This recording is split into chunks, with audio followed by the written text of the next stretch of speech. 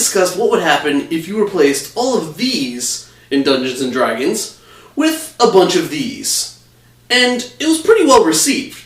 And someone also gave me an idea of what would happen if you replaced every dice in Dungeons & Dragons with D6s.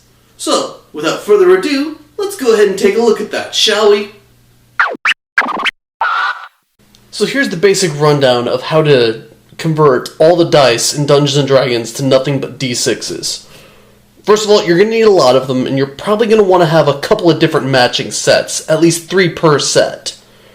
And what you're going to do is for each of the dice, you're going to roll the number of dice that I have listed right next to it, and depending on which dice it is you're rolling for, you're going to omit certain numbers. Like for the D4, what you're going to do is you're going to eliminate the highest number. So if you roll a 1 and a 6, you obviously are not going to use the 6. The opposite is true in the case of rolling a D6 for a D6. I know it's a little weird that you would, use 2d6 in place of 1d6, but I'll explain why I didn't omit that change later after I've explained how everything works. Once again, same scenario, you have a 1 and a 6, but you're instead going to drop the lowest one. And for 1d8, you're going to roll 3d6, and what you're going to do here is you're going to eliminate the highest number, and that'll give you your d8 roll. For a d10, you eliminate the middle number, which is a little odd, but it kind of works thematically. I looked over the mathematics of it on any dice, and it sort of scales properly with the next step, which is for a d12, you drop the lowest. So it's actually rather simple, and assuming you have enough dice, you can actually very easily just pull off nothing but d6s in Dungeons & Dragons, but you want to be careful because sometimes whenever a dice roll calls for like lots of d8s, like for example, if you're playing in 5th edition as a rogue, you're going to use a lot of d6s for your sneak attack dice, and if all your dice are the same, like this right here would be the equivalent of 3d6, you can't have this. You need to mix it up some so that you'll know which ones are paired with which, so you'll know which ones need to get eliminated.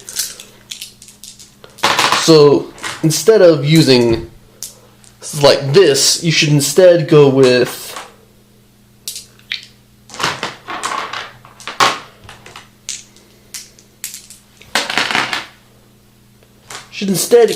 this. So this way you'll know which one needs to be dropped and which one doesn't.